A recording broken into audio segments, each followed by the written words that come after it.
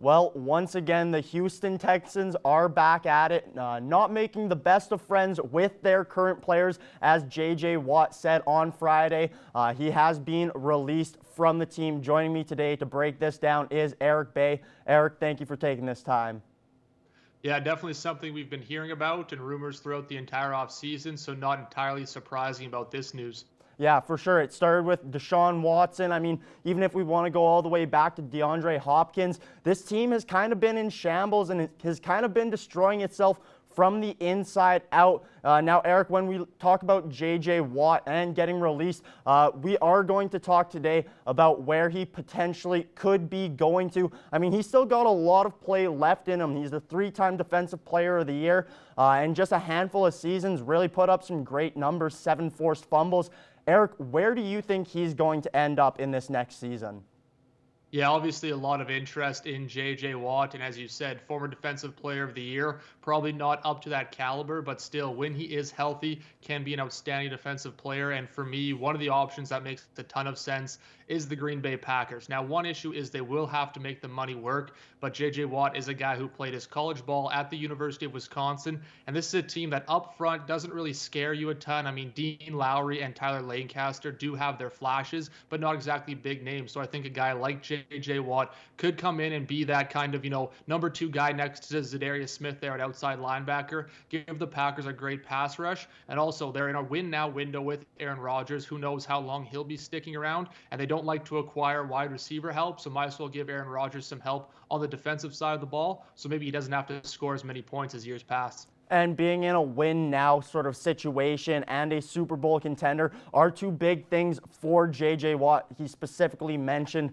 those. So with my next pick on where I think he'll go, I'm going with the Tampa Bay Buccaneers. I mean, you look at that defense, that really won them the Super Bowl, and just throughout the playoffs, they got better and better. Now, their front line is getting older, and J.J. Watt at 31 years old might not help that. But it's never a bad option having him on your defense as well. They have tons of cap space to make this work. They have $27 million going into next year. So having J.J. Watt there, he could replace a hole that possibly Ndamukong Suh will leave going into free agency this year. So the Bucs are definitely my first pick. Eric, you want to give us one more team where you think he possibly could go?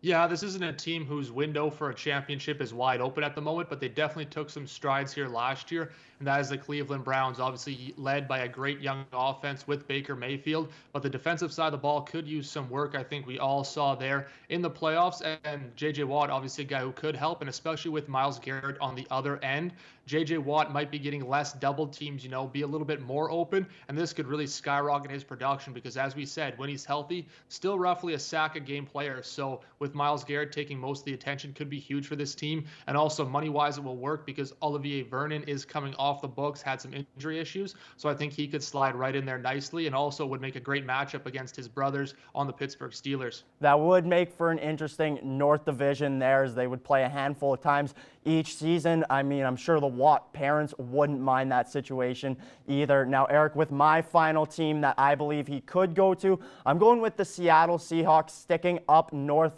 like that's been the theme so far here. They do have the cap space, and they do have some big players on defense. You look back 5-6 years ago, the Legion of Boom there, they're looking to get back to something like that. Jamal Adams, Bobby Wagner, they could use some support, and a guy like J.J. Watt coming in, he could fill that role and really just give some more consistency to that defense. They have Russell Wilson, and I mean, anytime a team has a quarterback of that caliber, they are Super Bowl contenders. They are in a sort of win-now type of situation, and I think he could just fit in and go with that and really help take them to that next level. Eric, it should be exciting to see what happens in the near future here with the Houston Texans. Thank you very much for taking this time and joining me.